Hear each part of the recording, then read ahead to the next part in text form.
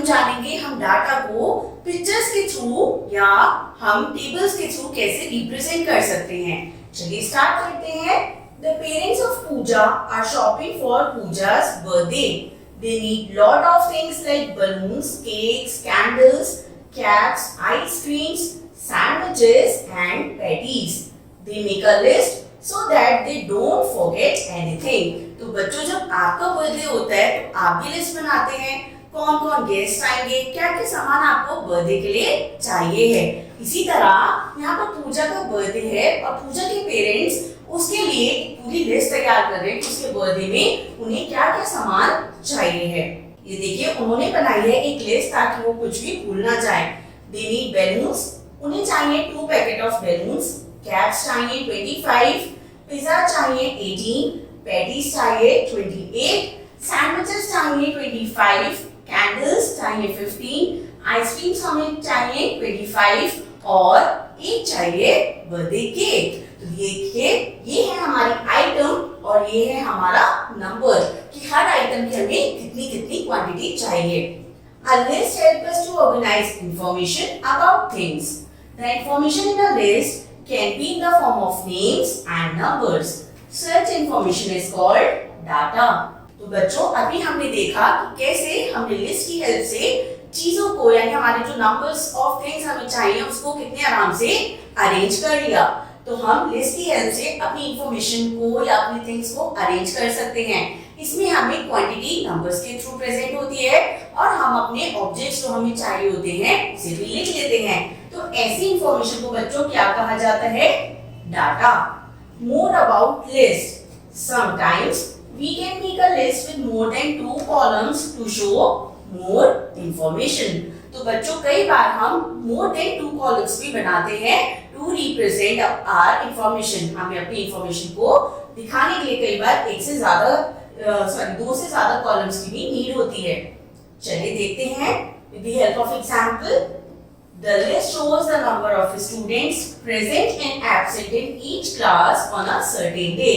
तो बच्चों यहाँ पर हमारे पास एक टेबल है और यहाँ पर हमें पता चल रहा है हर क्लास के कितने बच्चे प्रेजेंट और एब्सेंट थे ऑन अ पर्टिकुलर डे। देखिए ये है नंबर ऑफ स्टूडेंट्स, सेकंड है स्टूडेंट्स प्रेजेंट और थर्ड है स्टूडेंट्स एब्सेंट। क्लास 1 में 42 स्टूडेंट्स हैं जिनमें से 39 प्रेजेंट और 3 वर एब्सेंट। क्लास 2 में 43 स्टूडेंट्स थे टोटल जिनमें से 41 आए थे और 2 एब्सेंट थे। क्लास 3 में 45 स्टूडेंट्स थे और 45 के 45 वर प्रेजेंट यानी एब्सेंट कितने थे? 0 were absent. Similarly class 4 42 students total थे जिनमें 42 प्रेजेंट थे यानी how many were absent? 0 were absent. Class 5 total 38 students 36 were present and 2 were absent. तो बच्चों ये हमारा है टोटल डाटा। ये डाटा हम क्या रिप्रेजेंट कर रहे हैं कि total number of students her class में कितने हैं और एक पर्टिकुलर डे कितने बच्चे प्रेजेंट और कितने बच्चे एब्सेंट थे। चलिए fill in the blanks in the previous list, then answer the following questions. अब हमें अपने पहले ब्लैंक्स को फिल करना है। ये देखिए हमने 0 0 फिल कर दिया। You also have to fill this total. तो यहाँ पर हम किस चीज का टोटल करेंगे? सबसे पहले नंबर ऑफ स्टूडेंट्स। तो यहाँ से टोटल करने पे बच्चों में क्या पता चलेगा? How many total number of students were there in class 1 to class 5। तो इसके लिए हम क्या करेंगे? We will add 42 plus 43 plus 45 plus 42 plus 38। हम क्लास 1, 2, 3, 4 और 5 के नंबर ऑफ स्टूडेंट्स का टोटल कर लेंगे तो हमें मिल जाएगा टोटल नंबर ऑफ स्टूडेंट्स जो कि क्लास 1 से लेके क्लास 5 तक में है। और इसी तरह हम नंबर ऑफ स्टूडेंट्स प्रेजेंट को जब ऐड करेंगे तो हमें पता चल जाएगा एक पर्टिकुलर डे पर क्लास 1 से लेके क्लास 5 तक कितने बच्चे आए थे और एब्सेंट को ऐड करने पर पता चल जाएगा कितने बच्चे एब्सेंट थे। चलिए क्वेश्चंस देखते हैं। ए part, how many students were absent in all of on that day? Total कितने नंबर ऑफ स्टूडेंट्स एब्सेंट थे? तो बच्चों एब्सेंट के लिए हम क्या करेंगे? 3 + 2 + 0 + 0 + 2। क्लास 1 में 3 स्टूडेंट्स वर एब्सेंट, क्लास 2 में 2 स्टूडेंट्स वर एब्सेंट, क्लास 3 में एक भी एब्सेंट नहीं था, ना ही क्लास 4 में एक भी एब्सेंट था, और क्लास 5 में 2 बच्चे एब्सेंट थे। तो हम इन तीनों नंबर्स का टोटल कर लेंगे। 3 + 2 5 एंड 5 + 2 is 7। तो यहाँ पर हमारा क्या आएगा, 7 स्टूडेंट्स। उस पर्टिकुलर दिन कितने बच्चे एब्सेंट थे, तो ये है 7 student. B part, in which class were all the students present. तो बताइए टेबल को देख के कि कौन सी क्लास है जिनमें सारे के सारे स्टूडेंट्स प्रेजेंट थे। तो ये है क्लास 3 एंड क्लास 4। यहाँ पर 0 बच्चे एब्सेंट थे, that means all the students in the class were present. तो हमारा करेक्ट आंसर होगा class 3 and class 4। Class 3 and class 4 में सभी बच्चे प्रेजेंट थे। C part, if the school consists of these 5 classes, how many students are there in the school? तो हमसे पूछा जा रहा है कि अगर स्कूल में सिर्फ ये 5 क्लासेस हैं, यानी 1 2 3 4 5, टोटल 5 क्लासेस आर देयर, तो टोटल नंबर ऑफ स्टूडेंट्स कितने हैं स्कूल में? So what we will do, we will add 42 43 45 42 and 38। चलिए हम इन नंबर्स को ऐड कर लेते हैं। क्लास 1 में है टोटल 42 स्टूडेंट्स, क्लास 3 में है 40, क्लास 2 में दिस इज क्लास 1, क्लास 2 में है हमारे पास 43 स्टूडेंट्स, क्लास 3 में है 45, क्लास 4 में है हमारे पास 42 स्टूडेंट्स एंड क्लास 5 में है हमारे पास टोटल 38 स्टूडेंट्स। जब हम इन सब नंबर्स का टोटल कर लेंगे तो हमें मिल जाएंगे total number of students in the school. So let's add 2 + 3 5, 5 + 5 is 10 and 10 + 2 is 12, 12 + 8 is 20. So we will write 0 और 2 चला जाएगा हमारा in the carry in tens column. 4 + 2 is 6, 6 + 4 is 10, 10 + 4 14, 14 + 4 is 18 and 18 + 3 is 21. So 210, this is the total number of students जो कि school में present हैं, यानी not just present, जो स्कूल में टोटल स्टूडेंट्स की स्ट्रेंथ है। So 210 are the number of students in the school. चलिए नेक्स्ट देखते हैं pictograph. Now what is pictograph? जब हम अपने डाटा को स्पेशल सिंबल्स की हेल्प से रिप्रेजेंट करते हैं तो इस सिस्टम को कहा जाता है, इस प्रोसेस को कहा जाता है pictograph. Data can be shown with the help of pictures. The pictorial representation of data is called pictograph. तो बच्चों यहाँ पर हम डाटा को किसकी हेल्प से रिप्रेजेंट कर रहे हैं? With the help of pictures. Let's see the example 2. In a school, the students of class 3A were asked to name their favorite food. Use the information to make a pictograph. तो बच्चों यहाँ पर एक school की बात हो रही है जहाँ पे क्लास 3A के स्टूडेंट्स को पूछा गया कि उनका फेवरेट फूड कौन सा है। चलिए देखते हैं। Favourite food, number of students हमारे पास नीचे मेंशन है। फेवरेट फूड सैंडविच, तो 12 बच्चों को सैंडविच पसंद है। Rajma rice, there were 7 students जिनका फेवरेट फूड है rajma rice. Burger, 13 students like burger and dosa, 8 students like the dosa. The above information can be shown in the form of pictograph. ये देखिए बच्चों, हमने अब यहाँ पर अपनी इंफॉर्मेशन को पिक्चर्स के फॉर्म में रिप्रेजेंट किया है। ये स्माइलीज क्या रिप्रेजेंट कर रही हैं? नंबर ऑफ स्टूडेंट्स जिन्हें अलग अलग चीजें पसंद हैं। So this is the favourite food of students of class 3A। इसे हम कहते हैं हमारा टाइटल। जब भी हम कोई टेबल बनाते हैं हमें ऊपर टाइटल मेंशन करना होता है so that we can understand ये टेबल किसके बारे में है। तो यहाँ पर ये टेबल है क्लास 3A स्टूडेंट्स के फेवरेट फूड के बारे में। So we have written the title favourite food of students of class 3A। देखिए फेवरेट फूड कौन कौन सा था? Sandwich, rajma rice, burger, dosa. अब ये देखिए एक स्माइली जो है ये 1 स्टूडेंट को रिप्रेजेंट करती है। So sandwiches were liked by 12 children. तो हम कितने चिल्ड्रन बनाएंगे? सैंडविच के आगे हम कितनी स्माइलीज बनाएंगे? 12. 1 2 3 4 5 6 7 8 9 10 11 12. राजमा राइस पसंद था 7 चिल्ड्रन को, तो यहाँ पर हमने बनाई है टोटल 7 स्माइलीज. बर्गर पसंद था 13 चिल्ड्रन को, so we have made 13 smileys. ये एक स्माइली एक चाइल्ड रिप्रेजेंट कर रही है, तो हमने 13 चिल्ड्रन के लिए बनाई है 13 स्माइलीज.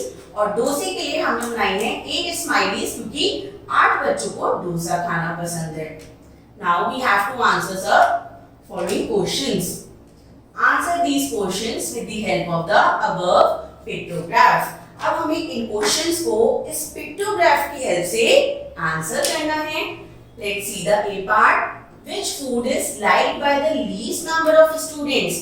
आप अगर खाली पिक्टोग्राफ देखते हैं तो आप कैसे पता लगाएंगे कि ऐसा कौन सा फूड है जो सबसे कम बच्चे खाते हैं? तो देखिए जहां पर सबसे कम स्माइलीज होंगी, that is the least favourite food. तो यानी हम देख रहे हैं राजमा राइस में सबसे कम स्माइलीज हैं, तो राजमा राइस क्या है हमारा least favourite food of the children. यानी सबसे कम राजमा राइस पसंद होता है बच्चों को. B option. Which food is liked by most of the students? सबसे ज्यादा बच्चों को क्या खाना पसंद है? ये हमें पिक्टोग्राफ की हेल्प से कैसे पता चलेगा? जब हम देखेंगे जिसमें सबसे ज्यादा स्माइलीज होंगी, यानी that food item is liked by most of the students. तो अगर हम कंपेयर करते हैं तो हमारे पास क्या आंसर आता है? बर्गर. बर्गर में सबसे ज्यादा स्माइलीज हैं, तो दैट मींस बर्गर सबसे ज्यादा पसंद किया जाता है by the students of class 3rd A. C option. How many students are there in class 3A? अब हमसे अगर ये पूछा जाए कि क्लास 3 में कितने बच्चे हैं और हमारे पास खाली पिक्टोग्राफ है, we don't have table, तो हम क्या करेंगे? हम देखेंगे कि कितने बच्चों को सैंडविच पसंद था, तो ये थे हमारे 13. नाउ राजमा राइस कितने बच्चों को पसंद है?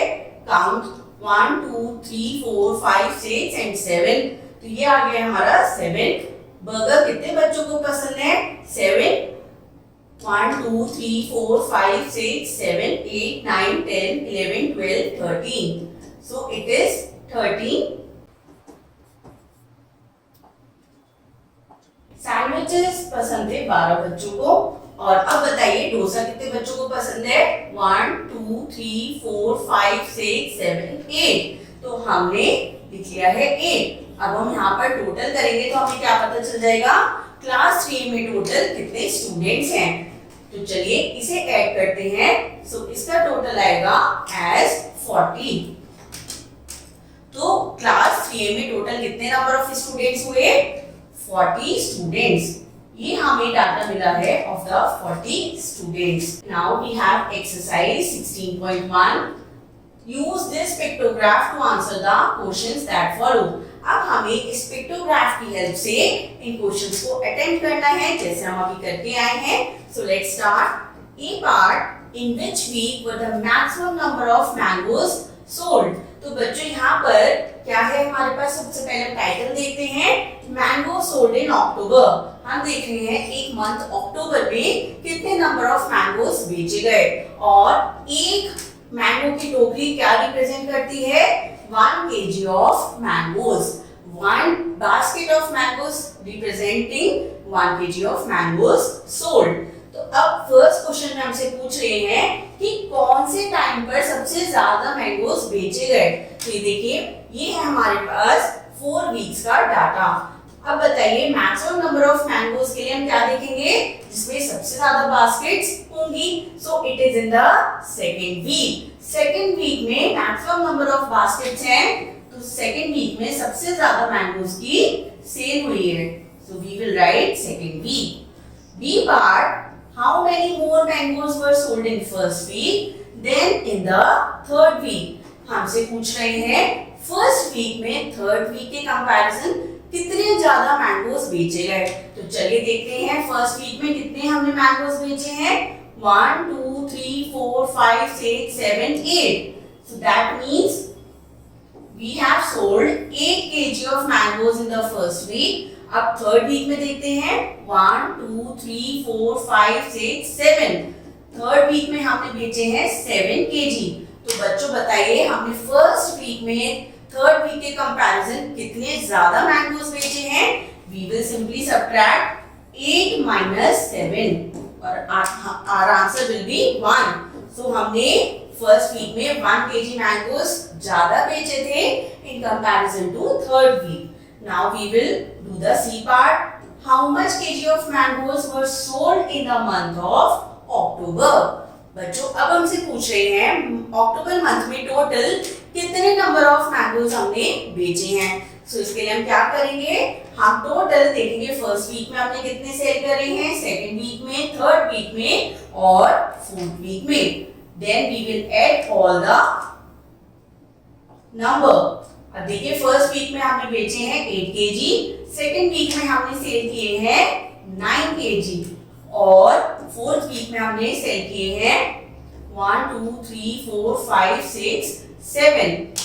So we have sold the 7 kgs of mangoes in the fourth week। हमारे फर्स्ट वीक और थर्ड और फोर्थ वीक में हमने same amount of mangoes sale किए हैं। अब हम इन्हें ऐड करेंगे। सो 8 plus 9 is 17 and 70 plus 7 is 21, 21 plus 7 is 28। So our correct answer is 28 kg of mangoes। पूरे अक्टूबर मंथ में हमने 28 kgs of mangoes को सेल किया है। Now the second question you have to do it by yourself। Our next topic is bar graph। Information can also be shown in bar graphs। तो बच्चों अभी हमने देखा हम अपनी इंफॉर्मेशन को टैबुलर फॉर्म में यानी टेबल की फॉर्म में रिप्रेजेंट करते हैं, हम पिक्चर्स की फॉर्म में भी रिप्रेजेंट करते हैं जिसे हम क्या कहते हैं, पिक्टोग्राफ। अब हम यहाँ देख रहे हैं कि हम अपनी इंफॉर्मेशन को बार ग्राफ के थ्रू भी रिप्रेजेंट कर सकते हैं। बार ग्राफ क्या होते हैं, बार्स होते हैं रेक्टेंगुलर शेप के। These are the rectangles। हम इनकी हेल्प से भी अपने डाटा को रिप्रेजेंट कर सकते हैं। अब bar graph is bars of different height. Bar graph में डिफरेंट हाइट के बार्स होते हैं। लुक एट दिस पिक्चर, ये देखिए एक इतना लंबा है, एक इतना है, ये शॉर्ट है, फिर ये दोबारा टॉल हो गया, फिर शॉर्ट। ये हाइट्स हमें क्या दिखाती हैं, ये हमें दिखाती है नंबर ऑफ आइटम्स। तो जो ज्यादा बड़ा होता है यानी वो ज्यादा है और जो शॉर्ट होता है यानी वो कम है। तो ये अलग अलग हाइट्स हमें रिप्रेजेंट करती हैं हमारे डाटा को। Now example 3, the following is a list of some activities chosen by some students। show this information with the help of bar graph। तो हमें क्वेश्चन में क्या बताया जा रहा है कि कुछ स्टूडेंट्स की कुछ एक्टिविटीज के बारे में हमें इंफॉर्मेशन दी गई है, इसे हमें बार ग्राफ पर रिप्रेजेंट करना है। चलिए देखते हैं एक्टिविटीज। कौन कौन सी एक्टिविटीज हैं, dance, music, art, yoga and karate. और ये है हमारे पास नंबर ऑफ स्टूडेंट्स जो कि अलग अलग एक्टिविटीज में एंगेज हैं। डांस में है 10 स्टूडेंट्स, म्यूजिक में 8, आर्ट में 6, योगा में 9 एंड कराटे में 5। तो देखिए बच्चों हमने यहाँ पर ग्राफ के ऊपर बार्स की हेल्प से अपनी इंफॉर्मेशन को रिप्रेजेंट किया है। हमारे बार ग्राफ में दो साइड्स हैं, एक है हॉरिजॉन्टल इसे कहते हैं एक्स एक्सिस और एक है वर्टिकल जिसे कहा जाता है वाई एक्सिस। यहाँ पर हमने लिखी है एक्टिविटीज और यहाँ पर लिखे हैं वाई एक्सिस पे नंबर ऑफ स्टूडेंट्स। देखिए सबसे पहले डांस। डांस के लिए हमने रिप्रेजेंट किया है बार को 10 तक, क्योंकि डांस में कितने नंबर ऑफ स्टूडेंट्स हैं 10। यहाँ पर हम करते हैं अपनी काउंटिंग 1 2 3 4 5 6 7 8 9 10। ये दिखा रहे हैं नंबर ऑफ स्टूडेंट्स जो अलग अलग एक्टिविटीज में एंगेज हैं। तो डांस में 10 है तो हम इसे 10 तक ले गए हैं। Next music. म्यूजिक में टिल 8, तो हमने म्यूजिक की जो हाइट रखी है वो रखी है टिल 8 यूनिट्स। आर्ट में है 6 तो आर्ट की हाइट हो गई है टिल 6। योगा में है 9 और कराटे में है 5, तो कराटे की हाइट हो गई है 5। Now study the bar graph and fill in the blanks। अब हमें बार ग्राफ की स्टडी करके ब्लैंक्स को यानी अपने क्वेश्चंस को फिल अप करना है। Dash students have chosen art and yoga. तो चलिए अब आप बताइए। Now we just have to look at the bar graph और अब हमें बताना है कितने बच्चों ने योगा को ऑप्ट किया है। तो योगा है हमारा यहाँ पर 4th नंबर पे और ये हमारी आ गई है लाइन। तो इस लाइन के कॉरस्पॉन्डिंग कितना है 9 यूनिट्स। तो इसका मतलब 9 students have opt for art and yoga. Next question be most students have chosen. अधिकतर बच्चों ने क्या चूज किया है। तो देखिए जिस बार की हाइट सबसे ज्यादा होगी वो क्या रिप्रेजेंट करेगा मैक्सिमम नंबर ऑफ स्टूडेंट्स जो एक पर्टिकुलर एक्टिविटी में एनरोल्ड हैं। तो देखिए सबसे ज्यादा डांस की हाइट है तो इसका मतलब काफी बच्चों ने किस एक्टिविटी को ऑप्ट किया है it is dance. Next C part the least students have chosen. सबसे कम लीस्ट यानी सबसे कम कौन सी एक्टिविटी है जो बच्चों ने चूज करी है। तो जिस हमारे बाल की हाइट सबसे छोटी होगी तो वो एक्टिविटी होगी जो बच्चों ने सबसे कम ऑप्ट की है। तो देखिए यहाँ पर किसकी हाइट सबसे कम है it is of karate. So our correct answer is karate. और कितने बच्चे हैं जो कराटे में एनरोल्ड है इट इज 5 स्टूडेंट्स जिन्होंने कराटे को ऑप्ट किया है। Now we will do the exercise 16.2. Study this bar graph which shows the mode of transport used by children to go to school. Answer the questions that follow. तो बच्चों अब यहाँ पर हमारे पास क्या है एक बार ग्राफ जो कि हमें रिप्रेजेंट कर क्या कर रहा है कि बच्चे स्कूल तक कौन से अलग अलग मीन्स ऑफ ट्रांसपोर्ट या मोड को यूज करके आते हैं। तो मोड ऑफ ट्रांसपोर्ट है हमारा ऑन द एक्स एक्सिस और नंबर ऑफ चिल्ड्रन है ऑन दी वाई एक्सिस। अब हमें बताना है अपने फॉलोइंग क्वेश्चंस को with the help of bar graph. A part how many students walk to go to school. कितने बच्चे वॉक यानी पैदल चल के आते हैं स्कूल तक। तो देखते हैं ऑन फुट या वॉक कहाँ है हमारा 4th कॉलम है ऑन फुट। और कितने नंबर ऑफ स्टूडेंट्स हैं इसके कॉरस्पॉन्डिंग हाइट देखिए सो इट इज 8। कितने बच्चे हैं जो पैदल चल के आते हैं 8 students. Next question B which is the most popular mode of transport. सबसे ज्यादा पॉपुलर मोड ऑफ ट्रांसपोर्ट कौन सा है। तो जो बच्चे सबसे ज्यादा ऑप्ट करते हैं जिस पर्टिकुलर मोड ऑफ ट्रांसपोर्ट को वो हमारा क्या हो जाएगा मोस्ट पॉपुलर। तो देखिए सबसे ज्यादा हाइट किसकी है it is of the bus. 10 students ऐसे हैं जो बस के थ्रू आते हैं। तो बस सबसे ज्यादा पॉपुलर मोड ऑफ ट्रांसपोर्ट हो गई। Number C how many students use cycle to go to school. कितने बच्चे ऐसे हैं जो साइकिल की मदद से स्कूल आते हैं। So we will go to the cycle. Cycle की हाइट देखिए ये है 9। तो नंबर ऑफ स्टूडेंट्स जो स्कूल साइकिल से आते हैं इट इज 9 स्टूडेंट्स। ये बहुत ही इजी चैप्टर और इंटरेस्टिंग चैप्टर होता है। आई होप आपको भी इसे करने में उतना ही मजा आ रहा होगा। Thank you.